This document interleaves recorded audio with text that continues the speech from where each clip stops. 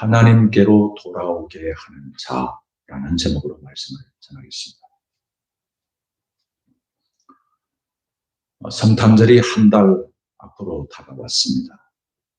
성탄, 예수 그리스도께서 나심, 주 나심 혹은 주 오심을 우리가 이미 믿음으로 말미암아 맞아들였고, 그러나 주께서 다시 오심에 대한 어간에 살고 있는 저희들이 다시 한번 이 성탄절에 어떠한 신앙을 가지고 살아가야 할지를 돌아보는 복된 신앙의 계절, 성탄의 계절이 될 수 있기를 바라는 마음에서 누가복음 1장을 중점적으로 성탄절 때까지 말씀을 묵상하고자 합니다. 사복음서의 누가복음은 다른 복음서와는 다른 독특한 탄생 기사가 기록이 되어 있습니다. 특별히 오늘 우리가 본문에서 읽었던 세례 요한의 탄생과 예수 그리스도의 탄생을 연결해서 기록하고 있는 특징을 가지고 있습니다. 또 하나의 또 특징은 가브리엘 천사를 통하여서 세례 요한이 탄생할 것이라고 하는 내용을 오늘 본문에 그의 아버지 사가랴에게 전할 뿐만 아니라 예수 그리스도의 탄생을 똑같은 천사 가브리엘이 마리아에게 전하는 내용과도 비슷한 내용으로 누가복음은 기록이 되어 있습니다. 동시에 가브리엘 천사가 탄생할 것이라고 하는 사실을 전하는 내용을 수태고지라고 하는데, 수태고지, 아이를 잉태하게 될 것입니다 라고 하는 이 수태고지를 전하는 내용 또한 세례 요한의 탄생할 것을 그의 아버지 사가랴에게 전하는 내용과 또 마리아에게 전하는 내용이 비슷한 내용인데, 그 수태고지를 듣는 자들의 반응이 비슷하게 기록이 되고 있음을 보게 되고요. 놀라운 기적적인 일로 말미암아 탄생되어지는 이 내용에 대하여서 사가랴와 또 마리아가 놀라운 찬양과 찬송으로 올려지는 것 또한 비슷한 내용으로 기록이 되어 있어서 누가복음 1장을 통하여서 세례 요한의 탄생과 예수 그리스도의 탄생을 묵상함을 통하여서 주 오심, 주 나심에 대한 우리의 신앙을 돌아보는 복된 말씀이 아닐 수 없습니다. 요즘 우리가 살고 있는 시대는 매우 한 생명이 태어남에 대해서 참으로 신기하리만큼 생각하는 그런 시대가 되고 있습니다. 아이의 울음소리를 듣고 싶은 절박한 시대를 우리가 살고 있는데요. 오늘 이렇게 또 의미 있는 그런 예배 시간에 2층에 우리 어린 생명들이 이렇게 와서 함께 예배를 드릴 수 있으니 너무너무 좋습니다. 어린아이들을 보기가 좀처럼 쉽지 않고, 어린아이의 울음소리를 들어본 지가 한 몇십 년 정도는 되는 것 같은 그런 느낌. 이것이 오늘 우리가 살고 있는 이 시대 아니겠습니까?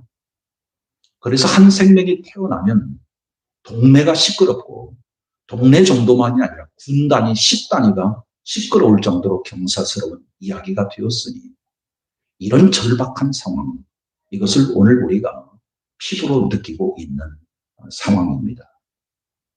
저출산과 저출산으로 인한 고령화는 나라와 민족의 장래를 염려할 만큼 심각한 지경에 이르렀고, 나라와 민족뿐만 아니라 가정과 가문의 일까지도 매우 심각한 상황이 되었으므로 인하여서 한 생명의 출생은 그만큼 소중하고 절박한 상황이 아닐 수 없습니다. 그래서 한 생명이 태어나면 국가에서도 지자체에서도 축하금을 주잖아요. 그래서 축하금 받으려고 어떻게 한번 해볼까, 이런 마음들도 가진 것이 오늘 우리의 세태인 것을 보게 됩니다. 오늘 본문은 세례 요한의 출생에 대한 기사인데요. 세례 요한의 부모님, 아버지와 어머니에 대한 내용이 오늘 본문에 간략하게 기록이 되어 있습니다. 족보로 말할 것 같으면 요한의 부모님 사가랴와 엘리사벳은 모두 다 제사장 가문인 것을 보게 됩니다. 하나님의 거룩한 성전에서 사역을 감당할 수 있는 아버지였고, 그의 어머니 엘리사벳조차도 아론의 후손이었다고 밝히고 있으니까 그의 가문은 상당한 이제 뼈대 있는 명문 가문이라고 해야 할까요? 그렇게 표현해도 되겠지 모르겠습니다만, 아무튼지 상당한 제사장 가문의 부모님이었던 것을 보게 됩니다. 그 신앙의 면면도 오늘 본문에 기록하고 있는데, 모두가 다 하나님 앞에서 의인이고 계명과 규례로 행하여서 흠이 없는 부부였다.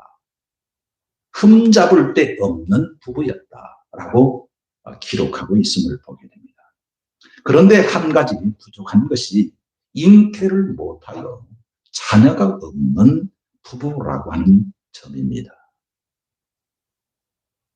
그렇게 뼈대 있는 그런 가문이고 상당한 아버지와 어머니가 신실한 믿음을 가지고 살고 있는 부부임에도 불구하고 자녀가 없는, 자녀를 낳지 못하는 그런 부부였다고 하니까 얼마나 참 안타까운 상황이겠습니까?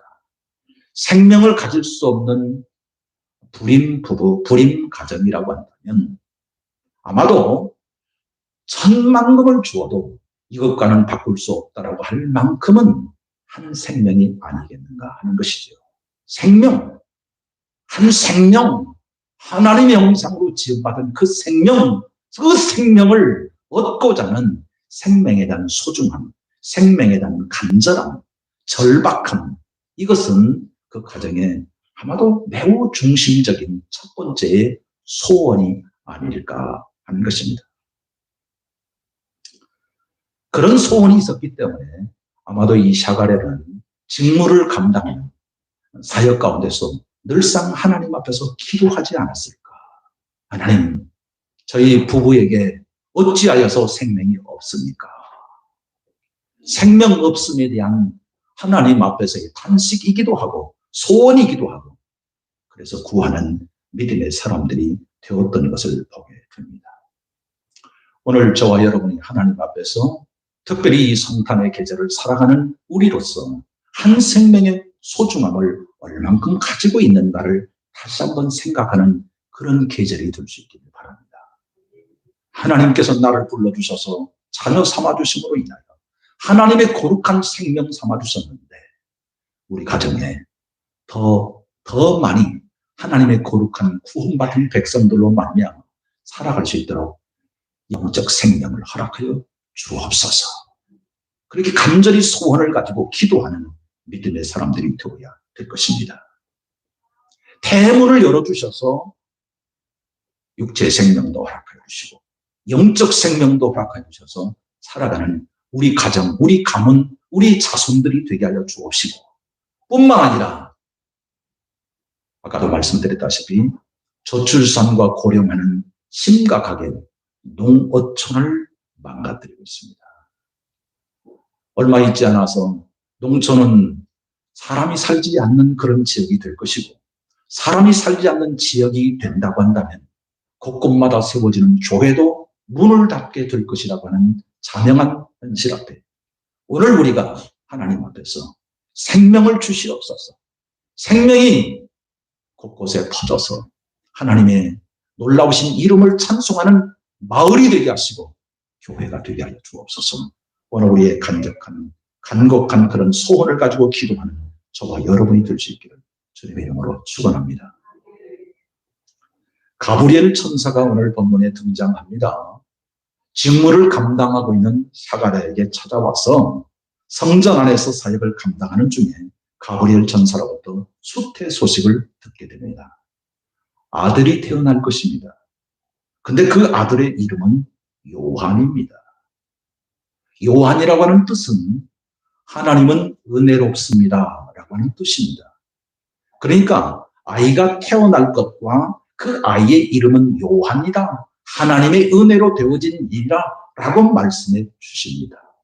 그리고 그 아이는 어릴 적서부터 포도주와 독주를 마시지 아니한, 바로 이것은 나시린의 규례인데요. 포도주와 독주를 마시지 아니하고 머리에 삭도를 대지 아니하는 나시린의 규례를 철저히 지키면서 어릴 적서부터 구별된 삶을 살아가는 아이가 될 것입니다. 이렇게 말씀해 주시고 있음을 보게 됩니다. 이것은 샤가랴와 엘리사벳이 하나님 앞에서 신실한 믿음의 부부로 살고 있음에도 불구하고 자녀가 없음에 대한 그 애타는 마음으로 하나님 앞에 왜 자녀를 주지 않았습니까? 왜 자녀를 주셔야 되지 않겠습니까? 우리 가정의 자녀를 통해서 하나님의 언약 백성들이 오고 오는 세대에게 계속 계승되어지는 것이 매우 소중한 일인데 자녀를 주시기를 바랍니다.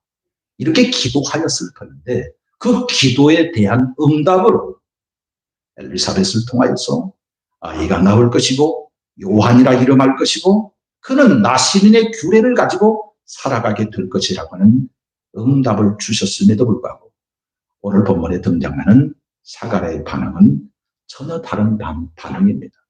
어떻게 그러한 일이 일어날 수 있겠습니까? 어떻게 그런 일이 있을 수 있겠습니까? 제 나이가 몇 살인데요. 저와 함께 한평생을 살았던 엘리사벳의 나이도 몇 살인데요. 이렇게 늙어서 어떻게 아이를 가질 수 있으면 낳을 수 있겠습니까? 어떻게 그런 일이 있을 수 있겠습니까?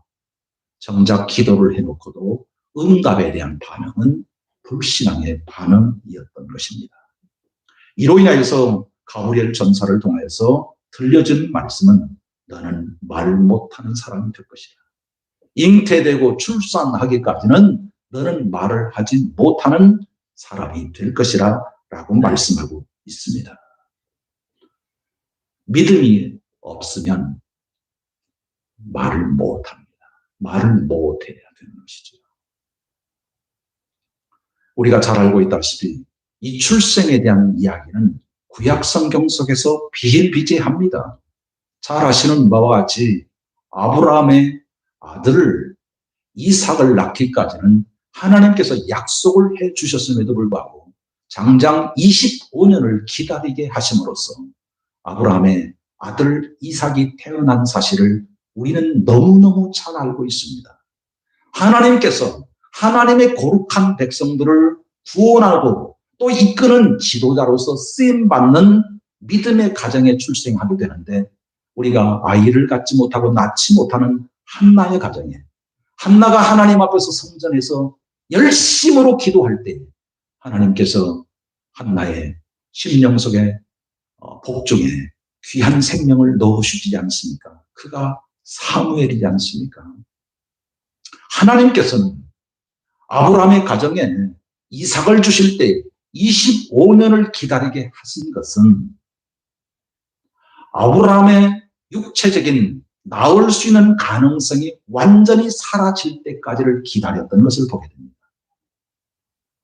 아브라함이 충분히 아이를 낳을 수 있는 사라와 그 육체적인 상태가 되었다고 한다면 우리가 잘해서 아이를 갖고 낳게 된 것이지 이렇게 생각할 가능성을 차단하시기 위해서 하나님께서는 아브라함의 육체적인 생명을 가질 수 있는 가능성을 완전히 끊어질 때까지 기다리게 하심으로써 오직 하나님만이 이 일을 하셨구나, 오직 하나님께서 우리 가정에 생명을 주셨구나 라는 사실로 뼈저리게 가르치도록 하시기 위한 수단으로서 그의 육체적인 생명이 끊어진 상태에 역사하셨던 것을 보게 됩니다. 오늘 그러니까 사가랴와 엘리사벳도 완전히 육체적인 생명을 가질 수 있는 가능성이 사라진 상태에서 하나님께서는 일하시고자 하시는데 사람의 생각으로, 사람의 지각으로, 사람의 경험으로, 사람의 이성으로 하나님의 능력을 제한하는 것은 그것은 명백한 불신앙이라고 하는 사실을 우리는 알아야 할 것입니다. 하나님이 능치 못함이 있을까요? 천지를 창조하시고 하나님의 거룩한 백성들을 지금까지 때때로 이 모양 저 모양으로 이끄심으로 인하여서 그 명맥을 유지하도록 이끌어 인도하시는 섭리하시는 하나님께서 능치 못함이 있을까요? 하나님은 능치 못함이 없습니다. 그러므로 하나님의 능치 못함을 오늘 우리의 경험이나 우리의 이성이나 우리가 가지고 있는 제한적 한계로 하나님마저도 그럴 수밖에 없을 것이라고 단정지어 한계를 지우는 것은, 하나님의 능력을 제한하는 것은 명백한 불신앙이라고 하는 사실을 기억해야 될 것입니다. 하나님은 능치 못함이 없으시다 라고 하는 믿음을 가지고 오늘 우리가 기도해야 할 것이고, 하나님의 인도하심을 갈망해야 할 것이고, 인도하심에 감사하는 우리 모두가 되어야 될 것입니다. 중요한 내용은 그 다음입니다. 요한이 태어나게 될 것인데, 그 요한은 하나님 앞에서 낳은 아들로서 하나님의 거룩한 사역을 감당할 사람이 될 것이라고 말씀하고 있습니다. 먼저 그 아이의 낳음으로 인하여서 부모와 사람들이 기쁨과 즐거움이 될 뿐만 아니라 좀 더 크게, 더 나아가서 많은 사람들, 특별히 이스라엘 백성들 전체를 하나님께로 돌아오게 하는 사역을 감당하는 사람이 될 것이라 라고 말씀하고 있습니다. 그러니까 중요한 내용은 오늘 바로 이 말씀입니다. 요한의 사역이 있다는 것입니다. 요한이 감당해야 할, 한평생 그가 감당함으로써 하나님께 영광을 돌리는 사역의 내용이 지금 아버지, 이미 태어나기도 전인, 잉태되기도 전인 자가랴에게 요한의 사역을 말씀하고 있는 핵심은 바로 이것입니다. 장차 온 이스라엘을 하나님께로 돌아오게 하게 하는 자, 돌아오도록 하게 하는 사람이 될 것이라 라고 말씀하고 있습니다. 오늘 본문을 보게 되면 그런 편이 나오죠. 17절을 볼까요? 그가 또 엘리야의 신령과 능력으로 주 앞에 먼저 와서 아버지의 마음을 자식에게 거스르는 자를 의인의 슬기에 돌아오게 하고 주를 위하여 세운 백성을 준비하리라.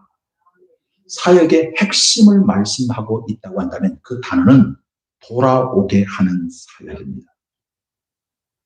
요한이 어릴 적서부터 나시린의 규례로 하나님 앞에 살고 하나님 앞에 있고 하나님 앞에 돌아와 하나님과 관계를 가질 뿐만 아니라 그 세례 요한의 사역을 통해서 온 나라 이스라엘 백성들이 하나님께로 돌아오게 하는 사역. 그래서 요한의 사역의 핵심은 돌아오게 하는 사역이라는 것입니다. 여기서 돌아오다라고 하는 이 단어는 에피스트레포라고 하는 단어인데, 헬라어로 이 단어는 매우 중요한 단어입니다. 구약 성경 속에 그 회개라고 하는 전문 용어가 슈브라고 하는 단어가 함께, 특별히 신약 성경 속에 메타노이아, 회개라고 하는 단어와 함께 매우 회개의 전문 용어가 이 에피스트레포라는 단어입니다. 그러니까 자신이 돌아갈 뿐만 아니라 하나님께로 끊임없이 돌아오게 하는 사역, 회개토록 하게 하는 사역, 이 사역을 지금 요한의 중심적인 삶이요 사역의 내용이라고 이렇게 말씀하고 있는 것입니다. 요한은 마음속에 주님을 향한 뜨거운 사랑과 은혜를 체험하고 주님의 은혜와 사랑을 알고 아버지의 그 마음을 자식이 깨달을 수 있도록 자식에게 전하는 것입니다. 자녀가 알아야 할 것은 아버지의 마음이죠. 부모님의 마음이죠. 지금 영적으로 이스라엘 백성들은 아버지의 마음을 알지 못합니다.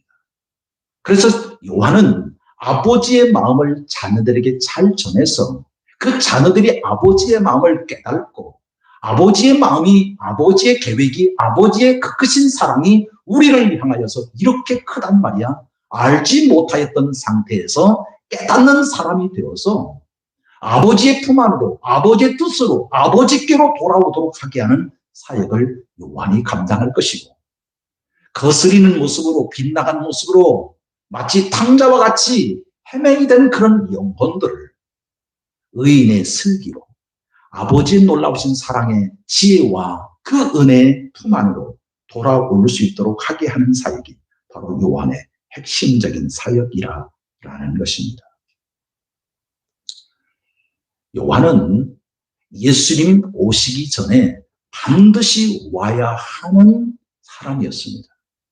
그래서 예수님이 오심을, 주 나심과 주 오심을 미리 준비하고 미리 준비함으로써 예수님 오심을 기꺼이 열린 마음으로 받아들일 수 있는 사람들로 만드는 사역을 감당해야 할 사람으로 지목되었고, 사가랴의 가정에 보내주셔서 태어나게 하신 계획을 말씀하고 있는 것입니다. 그래서 예수님 당시에 12 사도들뿐만 아니라 모든 신앙을 가지고 있는 지도자들, 신앙인들은 한결같이 메시아가 오시기 전에 엘리야가 먼저 와야 된다라고 하는 사실을 저들이 알고 있었습니다. 이미 엘리야가 사역을 감당했고, 엘리야와 같은 그런 심정과 사역으로 주 나심, 주 오시기 전에 사역을 감당할 사람으로 저들은 깨닫고 있어서 늘상 종교 지도자들, 특별히 서기관들이 이 말씀을 전하였던 것입니다. 메시아가 오시면, 구원자가 오시기 전에는 반드시 엘리야와 같은 심정을 가진 자가 오게 될 터인데 그가 누구일까? 그를 통하여서 주 오심, 주 나심을 오늘 우리가 예비하고 준비해야 되는데 이런 생각을 늘상 가지고 있었던 것입니다. 마태복음 17장을 보게 되면 12 사도가 예수님께 묻죠. 과연 메시아가 오시기 전에 엘리야가 먼저 와야 된다고 서기관들이 가르치는데 그 엘리야가 누굽니까? 라고 12 사도들이 묻습니다. 그때 예수님께서 사도들에게 이렇게 말씀하죠. 이미 엘리야가 왔다. 어디 엘리야가 왔습니까? 그 엘리야가 누굽니까? 라고 궁금증을 가지고 있는 사도들에게 이미 엘리야가 왔을 때 너희들이 알지 못하였고 너희들이 임의대로 그에게 행동하였느니라. 이렇게 말씀하시면서 그 엘리야와 같은 심정을 가지고 사역을 감당했던 세례 요한을 지목하게 됩니다. 그때서야 제자들이 예수께서 말씀하신 그 말씀을 깨닫고 메시아 되신 예수 그리스도 앞에 엘리야와 같은 심정으로 사역을 감당했던 세례 요한이 바로 그 사람인 것을 깨닫게 됩니다. 그러니까 메시아가 오시기 전, 예수 그리스도가 오셔서 사역을 감당하시기 전 반드시 구약에 예언된 대로 이미 모든 신앙인들에게 가르쳐진 말씀대로 엘리야가 왔는데 그 엘리야의 심정을 가지고 사역을 감당했던, 그래서 메시아의 오신 사역을 충분히 알게 하는 이 엘리야와 같은 세례 요한을 믿음으로 맞이하지 못했던 모습을 예수님께서 이렇게 지적하고 있음을 보게 됩니다. 대통령이 어디를 방문할 것 같으면 반드시 비서실에서 그 현장을 미리 가봅니다. 우리 같으면 뭐 그렇게 하지는 않지만 대통령이 어디를 방문하게 되면 반드시 비서실에서 움직여서 그 현장을 가고 그 현장에서 움직이는 그 동선을 미리 확인을 하고, 그래서 혹여라도 안보상에 경계상에 문제가 없는가를 미리 다 체크를 해서 이제 준비를 하게 되는 것을 보게 되죠.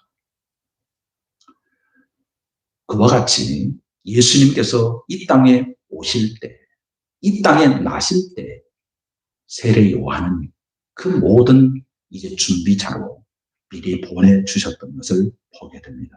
그가 와서 예수 오심을, 예수 나심을 알리고 예수 그리스도를 직접 소개하고, 어떻게 소개하죠? 실제 오늘 본문에서는 아니지만 세례 요한이 예수 그리스도를 직접 소개하지 않습니까? 이렇게 이스라엘 백성들에게 소개합니다. 보라, 이는 세상 죄를 지고 가는 하나님의 어린 양이로다.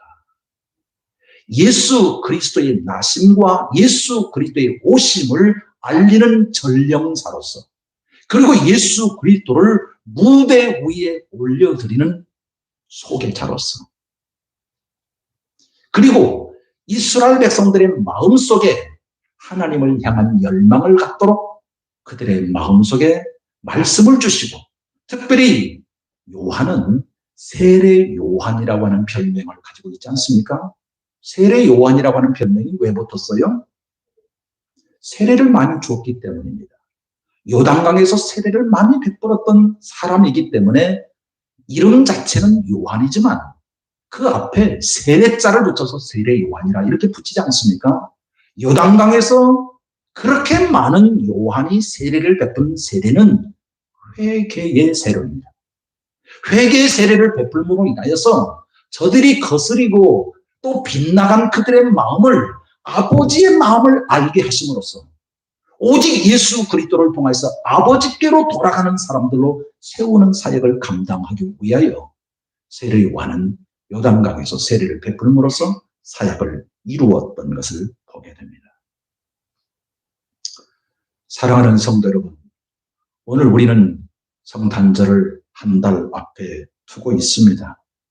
성탄의 계절을 살면서 우리 또한 주 앞에서 부름을 받은 믿음의 백성으로서 어떻게 살아가야 할지, 다시 한번 오늘 우리의 마음을 돌이켜서 하나님께로 가고 주께로 돌아서는 회개의 사람이 되어야 될 것이고, 우리가 먼저 그렇게 준비되어 나로 인하여 우리로 인하여 또 다른 사람들이 주께로 돌아오도록 하게 하는 사람, 하나님께로 돌아가게 하는 사람, 아버지의 마음으로 돌아가게 하는 사람으로 쓰임받는 사람이 되는 것, 이것이 성탄절을 사는 믿음의 사람이라고 하는 사실을 생각하십시오.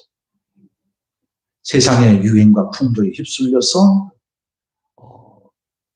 쾌락을 일삼는 그런 사람들로가 시간을 허송하지 말고 오늘 우리에게 주어진 귀한 신앙의 자리, 믿음의 자리, 삶의 자리에서 나로 인하여서 세례 요한과 같은 심정으로 아버지의 마음을 알려주게 하는 자, 우리 주 예수 그리스도를 이 땅에 많은 사람들에게 소개하는 자, 그래서 예수 그리스도로 만나면 하나님께로, 아버지께로 돌아가도록 하게 하는 그런 사역을 감당하시는 저희 모두가 될 수 있기를 바랍니다. 다니엘서 12장 3절의 말씀은 이렇습니다. 지혜 있는 자는 궁창의 빛과 같이 빛날 것이요, 많은 사람을 옳은 대로 돌아오게 하는 자는 별과 같이 영원토록 빛나리라. 많은 사람을 하나님께로 돌아오게 하는 자는 하늘의 별과 같이 빛나리라. 이렇게 말씀하고 있습니다. 저와 여러분은 종말을 살고 있습니다. 종말이란 예수 나심, 주 오심, 초림으로부터 시작하여 다시 오신다라고 하는 재림 사이를 종말이라고 그럽니다. 오늘 우리는 종말을 살고 있어요. 종말을 살고 있는 저와 여러분이 이 땅에 오심, 나심으로 인해서 우리에게 구원을 베푸신 그분을 다시 오시기 전까지 알지 못하고 깨닫지 못하고 살아가는, 하나님을 거스리며 살아가는 사람들에게 복음을 전하고, 그래서 오늘 우리가 아름다운 지시등과 또 방향등, 등대와 같은 역할을 해서 주 오시기 전까지 하나님께로, 아버지께로, 주께로 돌아오도록 하게 하는 사역을 감당해야 할 사람들이 되어야 된다는 사실을 생각하는 저와 여러분이 될 수 있기를 바랍니다. 나는 그와 같은 삶의 자리에서 서 가고 있는가? 꼭 알맞는 사람으로 준비되어 가고 있는가? 세례 요한은 그냥 된 게 아닙니다. 하나님께서 나시린의 규례를 가지고 생활하게 했고, 그에게 놀라우신 성령으로 충만하게 하심으로 인하여 부모님과 사람들을 기쁨과 즐거움이 되게 하였고, 그래서 하나님께로, 아버지의 품으로 돌아오도록 하게 하는 사역을 감당했던 것처럼 오늘 저와 여러분도 그와 같은 꼭 알맞는 사람으로 내가 준비되어 있는가? 우리 자신들을 돌아보고 그에 알맞는, 그에 합당한 삶을 살기 위해서 우리 자신들을 서서 복종하게 하는 힘쓴 삶을 통하여 우리로 인하여 많은 사람들이 아버지께로 돌아오고 하나님께로 돌아오게 하는 아름다운 통로들이 될 수 있기를 주님의 이름으로 축원합니다.